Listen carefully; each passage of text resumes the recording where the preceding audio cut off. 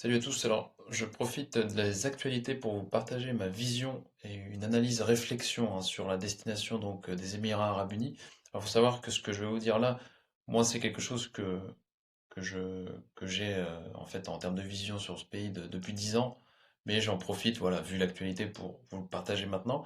Et ça vous permet aussi d'avoir une analyse qui peut vous permettre justement de vous, dans vos recherches de pays, analyser tous les pays, comme je vais le faire là avec les Émirats Arabes Unis, c'est-à-dire un petit peu les fondamentaux de survie du pays. Est-ce que c'est solide ou pas?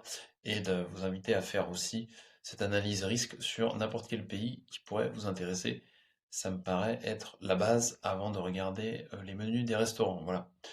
Je vous transmets tout ça. Donc, comme je disais vraiment dans le début de la vidéo, très important, c'est les fondamentaux d'un pays. Quels sont ses points faibles et est-ce que il a les caractéristiques aussi d'un ce qu'on appelle une vraie nation, c'est-à-dire les services, enfin les piliers fondamentaux, c'est-à-dire armée, justice, santé, etc., etc. Donc, il faut quand même observer tout ça. Donc, à Dubaï, je pense que la santé c'est bon. Par contre, à Dubaï et aux Émirats Arabes Unis, il faut quand même prendre le pays comme il est, comme il a été construit. Il faut rappeler une chose d'abord, c'est qu'il n'y a pas de peuple aux Émirats Arabes Unis. Il y a une population locale, mais si vous voulez, le pays en lui-même, dans sa structure actuelle, c'est un pays où, euh, voilà, en gros, il n'y a personne. Il y a pas grand monde dans ce coin-là, s'il n'y a pas d'étrangers. Et les étrangers, c'est qui? Bah, c'est plein d'Occidentaux, des Américains, des Européens, il y a aussi des Asiatiques, etc. Des gens qui ont de l'argent à dépenser pour un des endroits dans le monde où il y a le meilleur niveau de service. Donc il y a plusieurs places dans le monde comme ça, Monaco, Singapour, etc. etc. Bon, c'est super, on est content de savoir ça. Mais cette population-là, donc aux Émirats Arabes Unis, elle est étrangère. Il n'y a pas de population présente aux Émirats Arabes Unis pour défendre le pays, dans l'armée, etc. Parce que les Émiratis sont des rentiers du pétrole, sont des gens qui ne travaillent pas en général, ils n'ont pas d'activité, d'accord ils ne, ils ne lavent pas leur voiture, ils ne construisent pas leur habitat, ils ne font strictement rien qui peut se retrouver dans la plupart des pays, c'est-à-dire que c'est une population très passive. Et donc, quand vous vivez dans leur pays, vous êtes des invités, vous n'aurez jamais la nationalité pour le coup, vous le savez, hein, mais faut savoir que la population elle-même, vous ne pouvez pas leur faire confiance pour ces principes de base de défendre un pays parce qu'ils n'ont pas les compétences et les capacités pour le faire. Je vais vous donner des datas qui sont très simples pour vous à retrouver. Donc, imaginez, voilà, ici, hein, c'est les Émirats Arabes Unis, vous avez presque 12 millions d'habitants. 90% des habitants sont des expatriés, c'est-à-dire c'est vous si vous êtes étranger et que vous habitez là-bas. Voilà. Donc, imaginez ça, vous avez 90% de la population en fait qui n'est pas du pays. Donc en fait, c'est un modèle de pays qui est très particulier.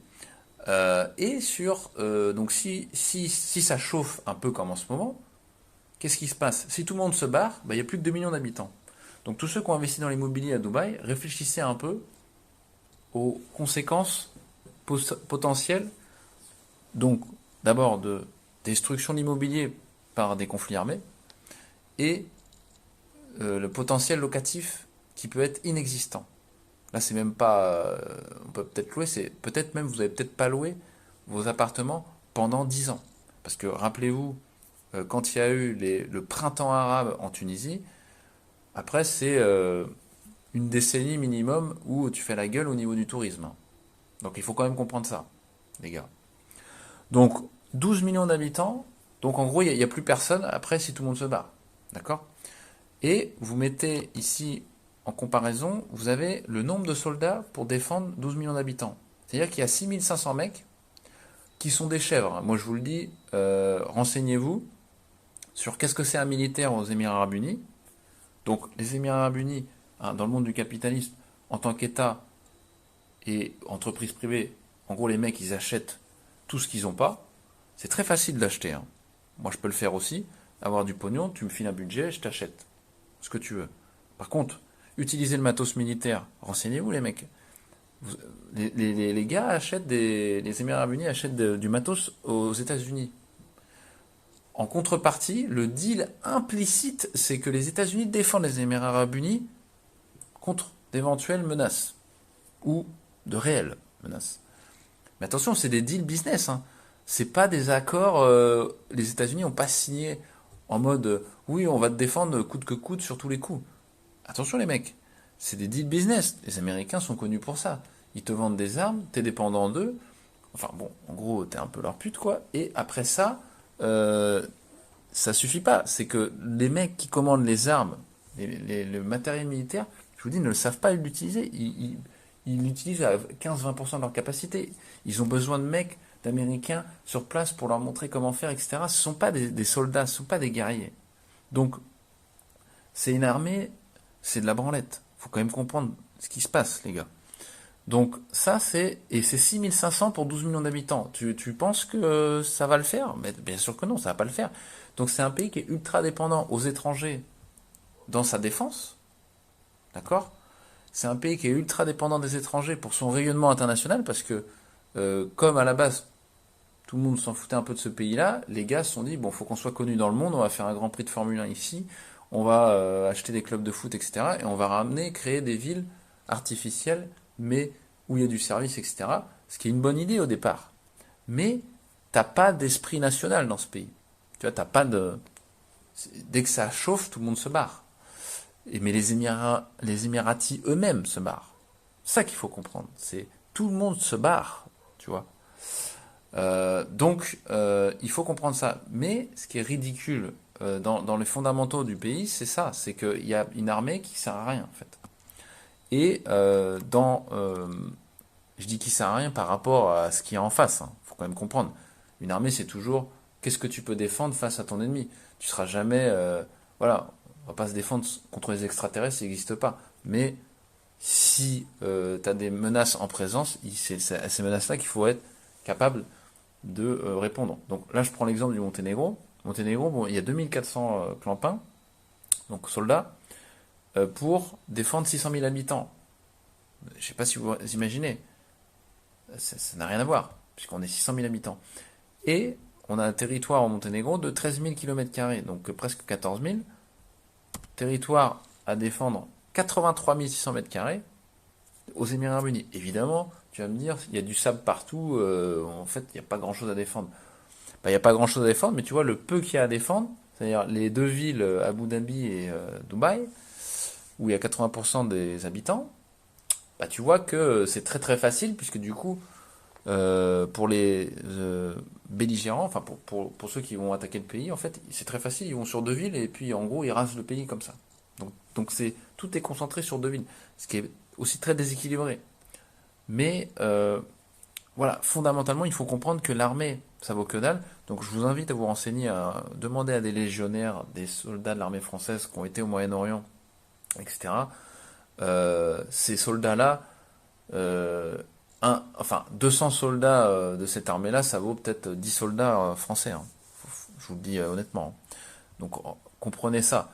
Au Monténégro, l'armée, les mecs, c'est des vrais militaires, tu vois ce que je veux dire. C'est pas, mais je vous donne l'exemple du Monténégro, mais on pourra discuter de ça sur d'autres pays, etc. Mais c'est intéressant de voir parce que c'est un petit pays qui a plus de puissance militaire que les Émirats Arabes Unis de 12 millions d'habitants. Donc c'est quand même assez marrant de voir ça. Mais fondamentalement, il y a ça, et puis après, il y a les alliances. C'est-à-dire, les Émirats Arabes Unis, bah, en gros, leurs alliés, c'est les États-Unis. Mais, par exemple, Israël, c'est pas du tout garanti que Israël vienne défendre les Émirats Arabes Unis, parce qu'eux, ils ont assez de boulot pour se défendre eux-mêmes. Vu qu'ils sont entourés d'ennemis, globalement, les mecs, ils vont pas venir en mode, ouais, ouais, on va sauver les Émirats Arabes Unis. C'est les États-Unis, s'ils viennent pas, en gros, c'est la fin des haricots. Et donc, t'es expatrié là-bas, il faut quand même réfléchir à ça avant d'arriver. Euh, Moi, je suis né dans les années 90. Depuis que je suis né dans les années 90, depuis que je suis petit, je sais que l'Iran, bon, j'ai compris que les mecs étaient un peu chaud quoi là-bas. J'ai compris que c'est quand même un pays, je te parle de l'État, qui a un État quand même qui est assez, quand il menace, tu rigoles pas. Tu te dis, tu prends la menace au sérieux, tu vois. Tu vois, c'est pas, je sais pas, c'est pas l'État de Saint-Marin qui te menace, tu vois, c'est quand même l'Iran, tu vois. Après, tu regardes, là, t'as l'Afghanistan.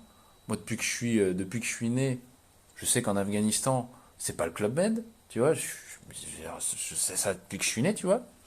Après, t'as le Pakistan. Le Pakistan qui est quand même pareil. Depuis que je suis né, je sais qu'au Pakistan, voilà, les mecs, l'État, je veux dire, l'État du Pakistan, si tu veux, c'est pareil, c'est pas le Club Med, quoi.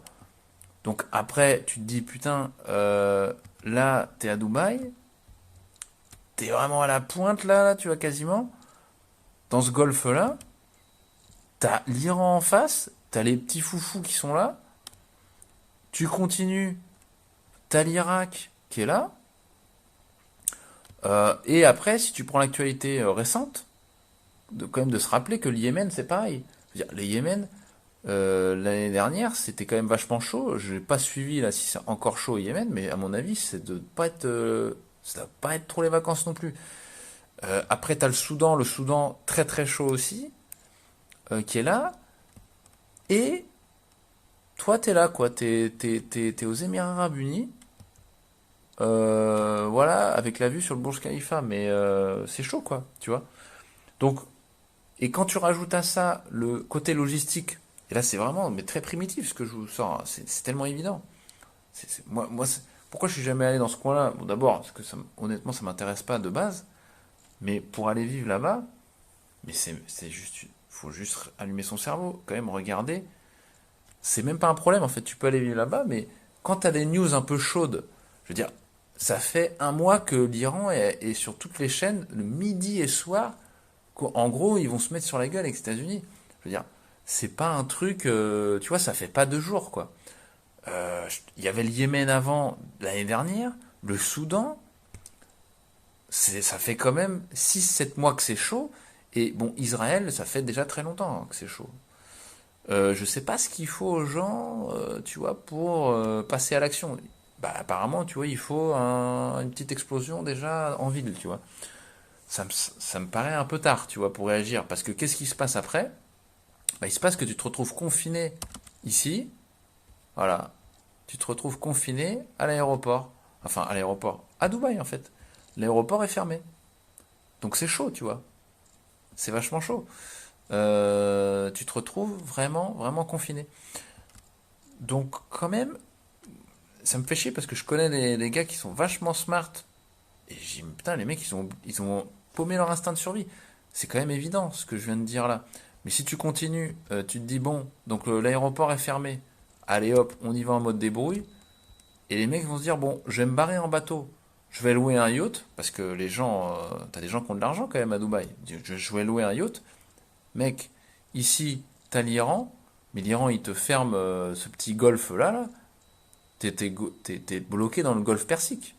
Je veux dire, t'es bloqué là, tu sors pas. C'est-à-dire que tu ne sors pas en bateau. Donc après, euh, bah après il te reste quoi? Il te reste une bagnole. Donc tu prends quoi? Alors à Dubaï, vous avez beaucoup des Porsche Cayenne et puis des bagnoles qui consomment 20 litres au 100, 20-25 litres au 100. Tu fais quoi? Tu commences à partir là dans le sable et après tu vas rencontrer des Touaregs, mais pas le Volkswagen Touareg, mais les vrais Touaregs qui vont te vendre de l'essence dans le désert. Tu penses que ça va bien se passer? Mais enfin, je veux dire, les mecs, c'est n'importe quoi, mais de A à Z. Je veux dire, le truc, c'est une cuvette. Là, vous êtes dans une cuvette. Il faut quand même. Mais là, je vous dis ça pour Dubaï. Réfléchissez ça sur n'importe quel pays. Regardez le pays. Qu'est-ce qu'il a en frontières? Est-ce que les frontières sont praticables? Est-ce qu'il y a des infrastructures pour se barrer en voiture? Et les pays qui sont voisins, est-ce que c'est des copains ou pas? S'il y a des ennemis, ils sont où? Est-ce que c'est chaud en ce moment ou pas? Parce que tu peux avoir des ennemis, mais c'est calme pendant 10 ans, puis après ça part en couille. Et donc ça, tu le vois dans les news, de toute façon. Tu vois? Donc voilà, rallumez votre instinct de survie, les gars. Faites-moi plaisir, ne faites pas des conneries comme ça dans d'autres endroits aussi. Regardez autour si le pays en lui-même il a des ennemis et bah voilà, s'il faut se barrer. T'as un jet privé aujourd'hui à Dubaï, t'es coincé avec ceux qui n'ont pas de jet privé aussi, tu vois. Donc c'est très grave, c'est très grave. Voilà, vidéo instinct de survie, reprenez vos esprits et prenez les bonnes décisions.